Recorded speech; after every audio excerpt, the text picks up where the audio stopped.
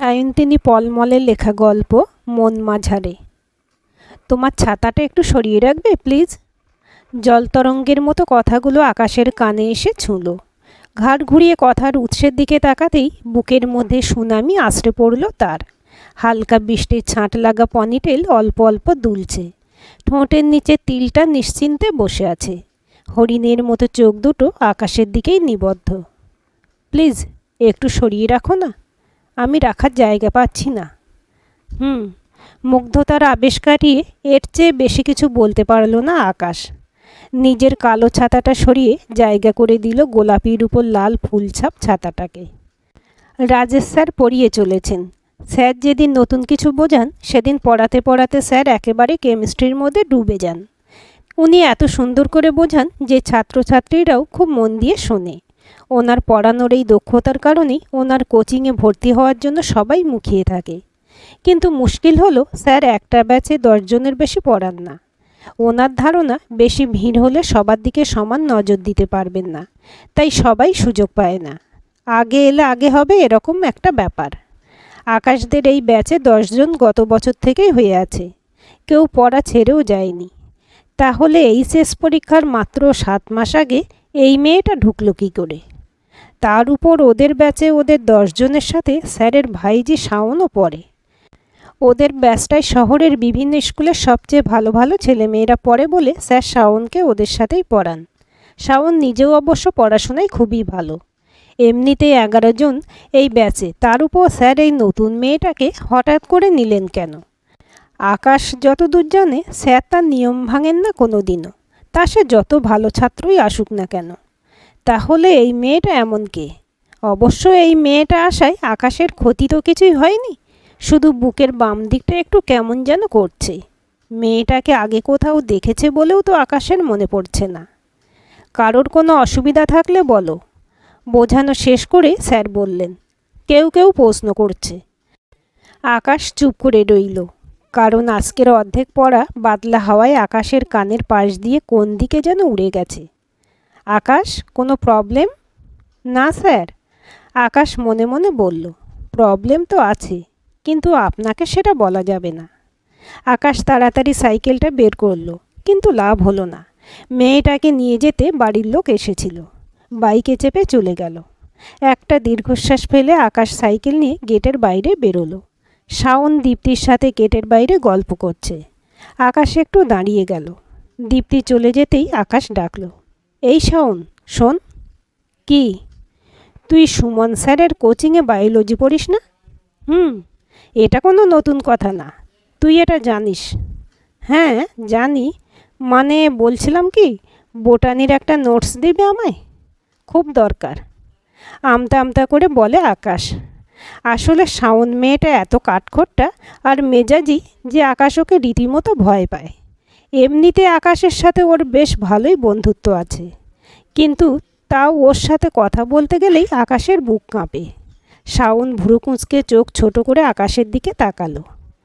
মেয়েটার নাম নীলিমা, ওর পিসির বাড়িতে থেকে পড়াশোনা করত। মাধ্যমিকের পর বাড়ি চলে এসেছে। এতদিন বাড়িতে কারোর একটা কাছে কেমিস্ট্রি পড়তো, কিন্তু 11 অ্যানুয়ালে এত দারুণ নাম্বার পেয়েছে যে ওর বাবা এসে কাকুর কাছে বিশেষ অনুরোধ করে ওকে ভর্তি করে দিয়ে গেছে। আর হ্যাঁ, একটা কথা, ওর কাকু না লোকাল থানার ওসি, সেখান থেকেও ফোন এসেছিল, তাই আমার কাকু ওকে নিতে বাধ্য হয়েছে বলতে পারিস। আকাশ হাঁ করে শাওনের মুখের দিকে তাকিয়ে রইল। মুখে মাছি ঢুকে যাবে, মুখ বন্ধ কর। তোর নোটস পেয়ে গেছিস তো? এবার সাইকেলে উঠে বাড়ি যা। না মানে নোটস। কোমরে হাত দিয়ে ঘুরে দাঁড়ালো শাওন। মাথাটা ওপর নিচে দুলিয়ে চোখ পাকিয়ে ঝাঁঝালো গলায় বলল, নোটস চাই তোর? আমি পড়ি সুমন স্যারের কাছে, আর তুই পড়িস তার ভাই সুদীপ স্যারের কাছে। সবাই জানে 2 ভাই একই নোটস দেয়, আর তোর সুমন স্যারের নোটস চাই। সত্যি কথা বলার হিম্মত রাখবি সবসময়। আজ কতটা পড়া শুনেছিস তুই খুব ভালো করে জানা আছে আমার। মনে মনে যা জানতে চাইছিলি বলে দিলাম, এবার পালা। আকাশ তাড়াতাড়ি করে সাইকেলে উঠে পড়ল। আর এই মেয়ের সামনে থাকা যাবে না। পরের দিনও ঝিরিঝিরি করে অল্প অল্প বৃষ্টি পড়ছে। রেনকোট পরতে ইচ্ছে হলো না আকাশের। স্যারের বারান্দায় রং বেরঙের ছাতার মেলা। আমার ছাতাটা সরিয়ে দিচ্ছি, তুমি এইখানটায় রেখে দাও। মিষ্টি হেসে বলল নীলিমা। উফ, ওই হাসিটা যেন তীরের মতো বিঁধল আকাশের বুকে। এরপর থেকে প্রায়শই রাজেশ স্যারের বারান্দায় লাল ফুলছাপ গোলাপি ছাতাটার পাশে কালো রঙের একটা ছাতা শোভা পেতে লাগলো। অন্য কোনো ছাতা ভুল করে লাল ফুল ছাপের পাশে বসে গেলেও কালো ছাতা তাকে সরিয়ে ঠিক জায়গা করে নিত। এই ব্যাচের সবথেকে পিছিয়ে পড়া ছাত্রীকে নেহাতি সহমর্মিতার কারণে আকাশ বিভিন্ন নোটস দিয়ে সাহায্য করতে লাগলো। সাধারণত সমবয়সীরা নিজেদের মধ্যে তুই তুকারি করে কথা বলে, কিন্তু নীলিমা সবাইকে তুমি করে সম্বোধন করে। বাকি সবাই নীলিমার দেওয়া এই সম্মানের মর্যাদা না রেখে তাকে তুই করেই বলে, কিন্তু আকাশ এসব ব্যাপারে খুব সচেতন ছেলে। সেও নীলিমাকে তুমিই সম্বোধন করে। শাওন তো একদিন সবার সামনেই নীলিমাকে দুম করে বলে বসলো, এই, আমরা তোর চেয়ে অনেক বড় না কি রে, এরকম তুমি তুমি করে ডাকিস কেন রে? আকাশ মনে মনে ভাবল, তাতে তোর কি সমস্যা রে? নীলিমা কিন্তু ভারী মিষ্টি মেয়ে, তাই ঝর্ণার মতো হেসে বলল, আসলে আমি কাউকে তুই বলে ডাকতে পারি না। ন্যাকা। আকাশের পাশে বসা অমিত খুব নিচু গলায় বলল। আকাশের মনে হলো হাতের পেনের ছুঁচালো নিপটা অমিতের পেছনে ঢুকিয়ে দেয়। এরকম করেই চলছিল। নীলিমার সঙ্গে আকাশের বন্ধুত্বটা বেশ গাঢ়ই বলা যায় এখন, কিন্তু সেটা ওই কেমিস্ট্রি কোচিংয়েই সীমাবদ্ধ। মাঝে মাঝে নীলিমাও সাইকেল নিয়ে আসে, তখন তাকে মোড়ের মাথা পর্যন্ত পাহারা দিয়ে নিয়ে যাওয়া আকাশের অবশ্য কর্তব্যের মধ্যে পড়ে। বাড়ি পর্যন্ত যাওয়ার সাহসে কুলোয় না, যতই হোক দারোগার ভাইজি। আকাশের মনের আকাশে এখন যখন তখন নীলিমা নামের পাখিটির ওড়াউড়ি। মাঝে মাঝেই মহাকর্ষ চ্যাপ্টারে কোনো অজানা এক বলের টানে নীলিমার মুখটা ভেসে ওঠে, আবার কেমিস্ট্রি বইয়ে বেঞ্জিন বলয়ের মাঝে বসে নীলিমা দোল খায়। আকাশের মনটা আজ একটু খারাপ হয়ে গেল। নীলিমা সাইকেল নিয়ে আসেনি, দাদার বাইকে চেপে রাজকুমারীর মতো উড়ে চলে গেল। এই আকাশ শোন। শাওন আকাশের সাইকেলের হ্যান্ডেলটা ধরে টান মারল। শাওনের মুখের দিকে তাকিয়েই আকাশের বুকটা কেঁপে উঠল। এ মেয়ের এই দৃষ্টি আকাশ চেনে, নির্ঘাত কোনো ভয়ানক বোমা ছুঁড়বে আকাশের দিকে। ও যদি এখানে আকাশকে ধরে মারেও, তাহলে রাজেশ স্যার কিচ্ছু বলবেন না। ওনার ধারণা, ওনার ভাইজির মতো মেয়ে পৃথিবীতে বিরল, যে কোনো ভুল কাজ করতে পারে না। একবার একটা ছেলে শাওনকে দেখে সিটি বাজাবে কি বাজাবে না ভাবছিল। এ মেয়ে তাকে সপাটে এক চর কষিয়ে দিয়েছিল। সেই ঘটনা নিয়ে স্যারের কি গর্ব। স্যারের স্ত্রী আবার এক কাঠি ওপরে। ওনার পরে শাওনকে মহিলা ক্লাবের প্রেসিডেন্ট করবেন ঠিক করে রেখেছেন। শাওনের বাবা মিলিটারিতে ছিলেন বলে আকাশ শুনেছে। এ মেয়েকেও সেখানেই ভালো মানায়। ওর একটা নোটস দিয়েছিল আকাশ, কিন্তু সেটা তো যথাসময়ে ফেরত দিয়ে দিয়েছে। তাহলে আজ এমন মা রণচণ্ডীর মতো মূর্তিতে দাঁড়িয়ে আছে কেন? পড়াশোনার পাঠ চুকিয়ে ফেলেছিস মনে হচ্ছে, ভুরু নাচিয়ে বলল শাওন। কেন? তোতলাচ্ছিস কেন? না মানে, কথা বলছিস কেন? নিজেকে একটু সামলে নিয়েছে আকাশ। কাকু যে 4টে সারপ্রাইজ টেস্টগুলো নিয়েছে, তাতে কত পেয়েছিস জানিস? কালই কাকু সব খাতা দেখা শেষ করেছে। কত পেয়েছি? অসহায়ভাবে প্রশ্ন করে আকাশ। কটা লাড্ডু পেয়েছিস সেটা জিজ্ঞেস কর। এত লাড্ডু খেয়ে জয়েন্ট ক্র্যাক করা যায় বলে আমার মনে হয় না। আকাশের মুখটা বর্ষার কালো মেঘে ছেয়ে গেল। তাও ভদ্রতা বসে জিজ্ঞেস করল, তোর পড়াশোনা কেমন চলছে? ঘুরে তাকালো শাওন। আমি তো তোর মতো ছাতা ছাতা খেলি না, তাই আমার পড়াশোনা ভালোই চলছে। আই অ্যাম শিওর আমি ভালো রেজাল্ট করবই, কারণ আমি ফিল্মের হিরোর সাথে প্রেম করলেও নিজের টার্গেট থেকে কখনোই সরব না, বুঝলি গাধা? শাওন চলে যাওয়ার উদ্যোগ করতেই আকাশ অসহায় কণ্ঠে বলল, এই শাওন শোন না, আমার বাই চান্স পরীক্ষাগুলো খারাপ হয়ে গেছে, শরীরটা ভালো ছিল না। আর ওই প্রেম টেম কী বলছিস তুই, আমি বুঝতে পারছি না। দেখ আকাশ, তুই ভালো করেই জানিস ওই ন্যাকামি ট্যাকামি আমার সহ্য হয় না। ডিরেক্ট সত্যি কথাটা স্বীকার করার হিম্মত নেই? নীলিমার সঙ্গে প্রেম করছিস না তুই? সত্যি কথা বল, না হলে। আকাশের হাত পা কাঁপছে। শাওন যদি স্যারের কানে কথাটা তোলে, আর স্যার বাবার কানে, উফ, আর ভাবতে পারছে না আকাশ। এই শাওন শোন না, দেখ আমি স্বীকার করছি নীলিমাকে আমার খুব ভালো লাগে, মানে ওর সাথে আমি প্রেম করতে চাই, খুব ভালোবাসি ওকে, কিন্তু আজ পর্যন্ত বলতে পারিনি। সব সত্যি স্বীকার করছি তোর সামনে। প্লিজ কাউকে বলিস না তুই, প্লিজ। আকাশের মুখের দিকে খানিকক্ষণ তাকিয়ে রইল শাওন। তারপর মুখটা গম্ভীর করে বলল, তুই একটা আস্ত গাধা। কেন?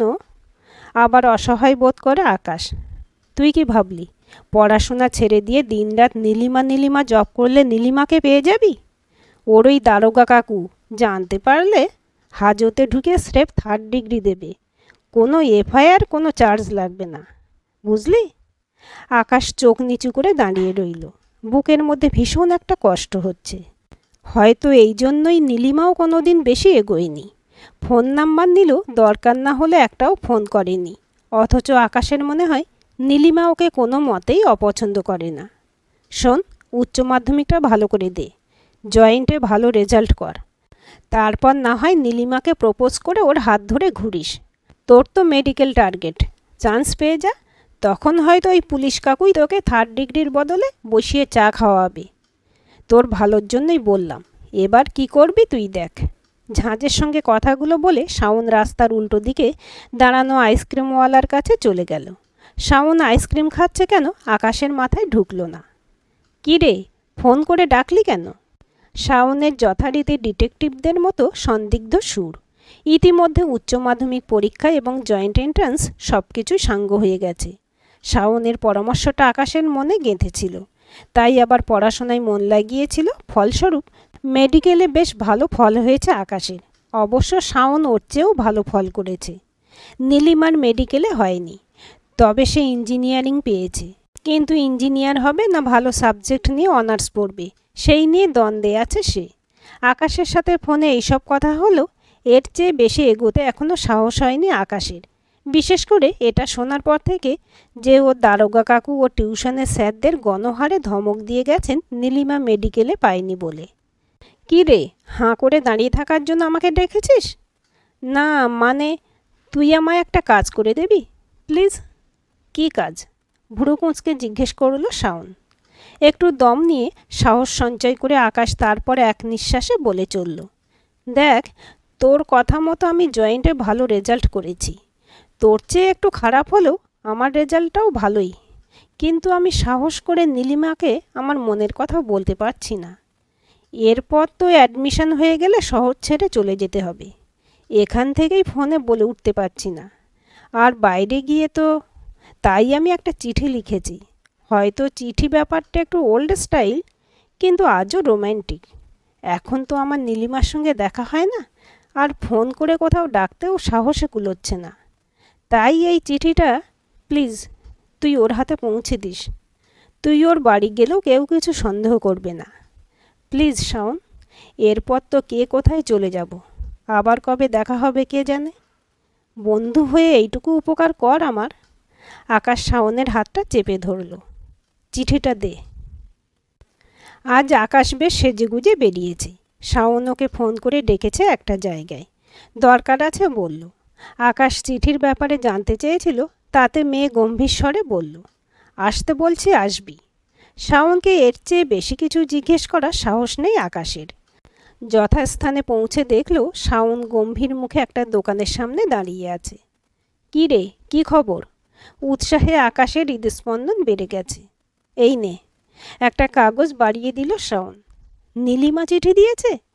আগ্রহ ভরে জিজ্ঞেস করল আকাশ। খুলে দেখ। আকাশ কাগজটা খুলে অবাক হয়ে গেল। নীলিমা, অনেক দিন ধরেই বলতে চেয়েছি, কিন্তু বলতে পারিনি। আমার মনের কথা মুখে এসে ভাষা হারিয়েছে। কিন্তু আর নয়, পড়াশোনার জন্য এই শহর ছেড়ে যাবার আগে বলে যেতে চাই। আমি প্রথমত তোমাকে চাই, দ্বিতীয়ত তোমাকে চাই, শেষ পর্যন্ত তোমাকে চাই। তুমি সেই মেয়ে যাকে দেখে আমার এই রুক্ষ হৃদয়ে বর্ষা নেমেছে, আমার মনের আকাশে ঝড় উঠেছে। আমি তোমাকে ভীষণ ভালোবাসি। তোমার উত্তরের অপেক্ষায় রইলাম। ইতি তোমার নীল আকাশ। আকাশের চিঠিটা এই রকম ছিল। এখন আকাশের হাতে যেটা আছে সেটা তারই লেখা চিঠি, শুধু একটু কাটাকুটি করা। কয়েকটা শব্দ স্রেফ একটা করে লাইন দিয়ে কেটে দিয়ে তার বদলে অন্য একটা করে শব্দ লেখা হয়েছে। এখন আকাশের চিঠির রূপ হয়েছে এই রকম। আকাশ, অনেক দিন ধরেই বলতে চেয়েছি, কিন্তু বলতে পারিনি। আমার মনের কথা মুখে এসে ভাষা হারিয়েছে। কিন্তু আর নয়, পড়াশোনার জন্য এই শহর ছেড়ে যাবার আগে বলে যেতে চাই, আমি প্রথমত তোমাকে চাই, দ্বিতীয়ত তোমাকে চাই, শেষ পর্যন্ত তোমাকে চাই। তুমি সেই ছেলে যাকে দেখে আমার এই রুক্ষ হৃদয়ে বর্ষা নেমেছে, আমার মনের আকাশে ঝড় উঠেছে। আমি তোমাকে ভীষণ ভালোবাসি। তোমার উত্তরের অপেক্ষায় রইলাম না, কারণ উত্তরটা আমার জানা। আমি শুধু আমার মনের কথাটা জানালাম। ইতি আকাশ থেকে ঝরা শাওন। আকাশ অবাক হয়ে শাওনের মুখের দিকে তাকালো। তুই খুব ভালো করেই জানিস আমি রেখে ঢেকে ন্যাকামি করে কোনো কথা বলতে পারি না, মিথ্যে কথাও বলতে পারি না।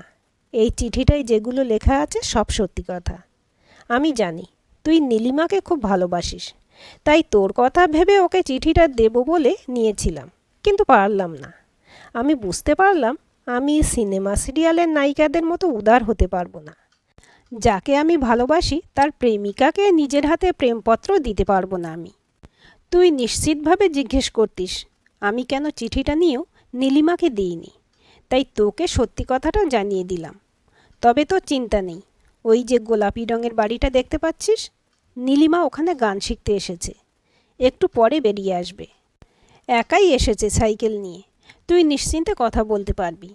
আমি তো চিঠিটা নষ্ট করে ফেলেছি, এই নে কাগজ কলম, ও বেরোতে বেরোতে আর একটা চিঠি লিখে ফেল।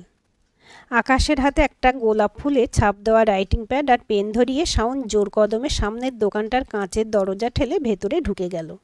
কাঁচের দরজার ওপারে একটা বড়সড় আইসক্রিম নিয়ে একলা একটা টেবিলে বসে খাচ্ছে সে। আকাশ একবার সেদিকে তাকালো, আর তারপর চোখ গেল গোলাপি বাড়িটার দিকে। নীলিমা বেরিয়ে আসছে, তার চোখ পড়ল আকাশের দিকে।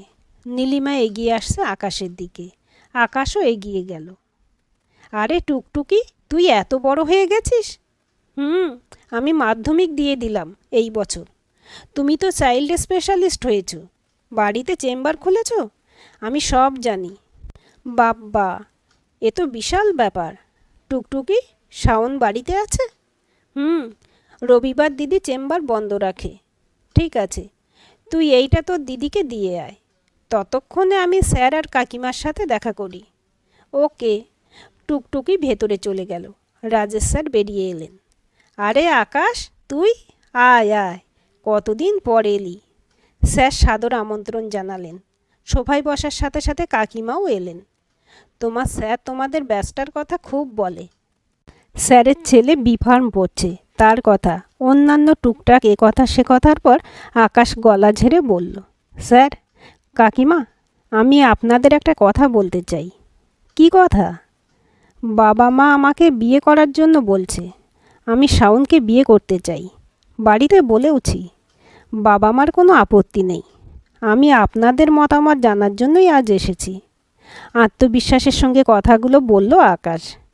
রাকেশ স্যার আর ওনার স্ত্রী মমতা দেবী খানিকক্ষণ চুপ করে রইলেন। মমতা দেবী চোখের কোণ ভিজে উঠেছে। কোনো মতে অশ্রুরুদ্ধ কণ্ঠে বললেন, তুমি সত্যি শাওনকে বিয়ে করতে চাও? হ্যাঁ কাকিমা, এটা তো কোনো মজা করার বিষয় নয় যে আমি এমনি এমনি আপনাদের বলে ফেললাম।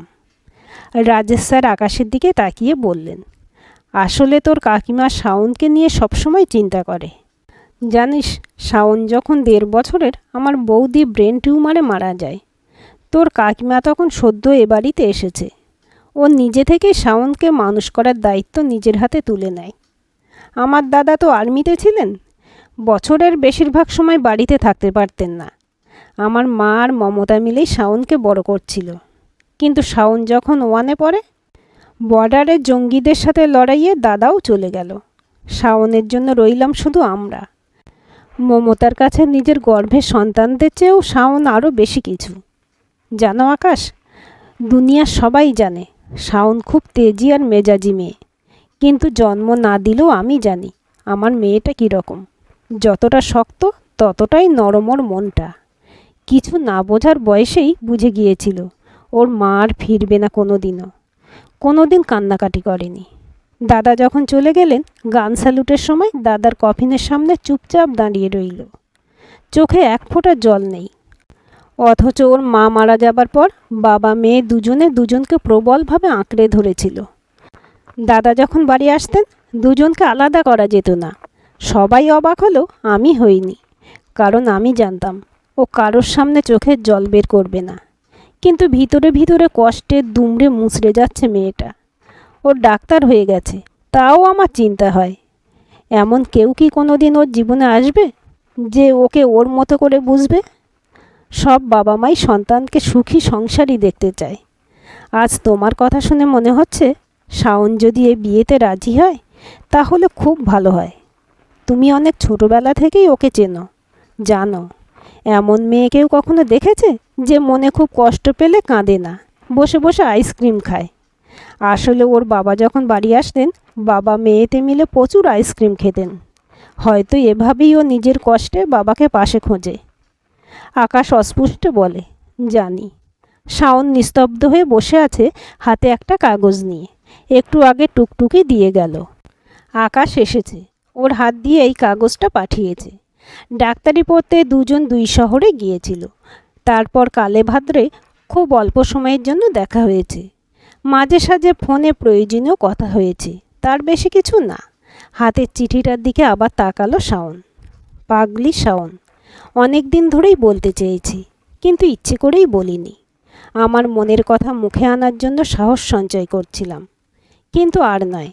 কোনো সাহসী ছেলে এসে তোকে বিয়ে করে নিয়ে চলে যাবার আগে বলতে চাই, আমি প্রথমত তোকে চাই, দ্বিতীয়ত তোকে চাই, ইনফিনিটি পর্যন্ত তোকে চাই। তুই সেই মেয়ে যে আমাকে ভালোবেসেছে কোনো শর্ত ছাড়া, ভালোবাসার জন্য ভালোবেসেছে। আমিও তোকে ভীষণ ভালোবাসি। তুই ছাড়া সারা জীবন আমি চলতে পারবো না। প্লিজ আমাকে বিয়ে করে আমার বস হয়ে যা। তোর উত্তরের অপেক্ষায় রইলাম। ইতি তোর ভীতু আকাশ। কথাবার্তার মধ্যেই কখন শাওন এসে দরজায় দাঁড়িয়েছে কেউ খেয়াল করেনি। কাকু, আমি আকাশের সাথে একটু একলা কথা বলতে চাই। শাওনের চোখ দুটো জ্বলছে। আকাশ দারাজ হয়ে গেল। টুকটুকি তার দিদিকে ভালো মতো চেনে। ঠিক আছে, ওকে ভিতরে নিয়ে যা, না হলে এখানে বসে কথা বল, আমরা চলে যাচ্ছি। তোমরা বসো। এই আকাশ, উঠে আয়। আকাশ বাধ্য ছেলের মতো শাওনের সাথে ওর রুমে এলো। এটা কি? ফেটে পড়ল শাওন। প্রেমপত্র। কি ভাবিস তুই নিজেকে? কোথাকার একটা লাল হয়ে যাওয়া কাগজে কতগুলো ফালতু কথা লিখে। রাগে কথা শেষ করতে পারল না শাওন। ফালতু কাগজ? এই রাইটিং প্যাডটা তুই আমাকে দিয়েছিলি প্রেমপত্র লেখার জন্য। এতদিনে কাজে লাগলো। ভালো করে মনে করে দেখ, চিনতে পারবি। আজকের আকাশ যেন বড্ড বেশি সাহসী। শাওনের অগ্নিমূর্তি যেন সে উপভোগ করছে। শাওন হাতের কাগজটার দিকে তাকালো। আমি তো নীলিমাকে লেখার জন্য দিয়েছিলাম। শাওনের কণ্ঠস্বর অনেক নিচুতারে বাঁধা এখন। লিখতে ইচ্ছে হয়নি, তাই লিখিনি। মুখেও তো ওকে কিছু বলিসনি সেদিন। আমি অবশ্য অনেক পরে জেনেছিলাম। জানবি কী করে? গপ গপ করে আইসক্রিম খাচ্ছিলি তো তখন। আমার প্রশ্নের উত্তর পাইনি। মুখে কিছু বলিসনি কেন? সাহসে কুলোয়নি? বলতে ইচ্ছে করেনি। কেন? ওকে তো প্রপোজ করতেই গিয়েছিলি সেদিন। তুই তো ওকে ভালোবাসতিস। কি করে বলতাম বল? সেদিনই তো তলোয়ার উঁচিয়ে ঝাঁসির রানী আমায় ভালোবাসি বলেছিল। প্রকৃত ভালোবাসার ইনফ্যাচুয়েশনের তফাৎটা হঠাৎ করেই বুঝতে পেরে গিয়েছিলাম। শাওন জানালার ধারে গিয়ে দাঁড়িয়েছে। আকাশ একটু এগিয়ে গেল। সেদিন যখন তুই আইসক্রিম খেতে ঢুকলি আমার সব ওলটপালট হয়ে গেল। আমার জানতেও ইচ্ছে করলো না নীলিমা আমায় ভালোবাসে কি না। জানিস, আমি সেদিন ওকে বলেছিলাম যে আমি ওখানে তোর সাথে দেখা করতে গিয়েছিলাম। তুই হয়তো ভাবছিস আমি এত বছর বলিনি কেন তোকে। আসলে সেদিন তোর ভালোবাসার জন্য নিজেকে খুব ছোট মনে হয়েছিল। পৃথিবীর সব থেকে বোকা মনে হয়েছিল নিজেকে। ভেবেছিলাম তুই হয়তো আমার চেয়েও অনেক ভালো কাউকে পাবি। এই গাধাটার বদলে কোনো গরু খুঁজে পাবি। তাহলে আজ বলতে এলি কেন? তুই অনেক দিন আগেই আমাকে ফোনে জিজ্ঞেস করেছিলি যে আমি নীলিমাকে প্রপোজ করেছি কি না। আমি এড়িয়ে গিয়েছিলাম, কিন্তু বাবা মা বিয়ের কথা তুলতেই হঠাৎ মনে হলো চিরকাল তুই তেজ দেখিয়ে যাবি আর আমি ভীতু হয়ে থাকব। তুই যেমন সরাসরি বলেছিলি আমায় ভালোবাসিস, তেমনি আমিও বলছি তোকে আমি ভীষণ ভালোবাসি। আমি তোর চেয়েও সাহসী হয়ে গেছি। নিজের বাড়িতে আর তোর বাড়িতে বলেছি যে তোকে বিয়ে করতে চাই। কি বললি তুই? শাওনের কণ্ঠে বর্ষার আগমনী। আকাশ এগিয়ে গিয়ে শাওনকে নিজের দিকে ঘোরালো। শাওনের চোখে আজ বর্ষার ধরাপাত। তোর বাবার মতো আমি তোকে আইসক্রিম খাওয়াবো। তুই যখন খুশি হবি তখন। তোর কষ্টের সময় তুই আমার বুকে মাথা রেখে কাঁদবি। অবাক হোস না, তোর বাড়ির লোক ছাড়া আর একজনও জানে তোর আইসক্রিম খাওয়ার কথা। অনেক বছর আগে তোর কাজকর্ম লক্ষ্য করে টুকটুকিকে চকলেট ঘুষ দিয়ে জেনেছিল সে। তখন অবশ্য সে বোঝেনি অন্য বন্ধুদের যা কখনো খেয়াল হয়নি, তার কেন খেয়াল হলো। বাকিদের চেয়ে সে তোকে কেন এত ভয় পায়। শুধু তোর কথা শুনে প্রেমের চিন্তা তাকে তুলে রেখে কেন পড়ায় মন বসায়। শাওন আকাশের বুকে মুখ গুঁজে ফুঁপিয়ে ফুঁপিয়ে কাঁদছে। আকাশ ওকে নিজের বুকে ভালো করে জড়িয়ে ধরে মনে মনে বলল, তুই আজ মন খুলে কাঁদ শাওন। তোকে কাঁদাবার জন্যই এতদিন ধরে নিজেকে তৈরি করার চেষ্টা করেছি। আজকের গল্পটি কেমন লাগলো কমেন্ট করে জানাবেন। ভালো লাগলে লাইক, শেয়ার এবং হাইপ করবেন। আর চ্যানেলটি সাবস্ক্রাইব করে বেল আইকনটি ক্লিক করে রাখতে ভুলবেন না।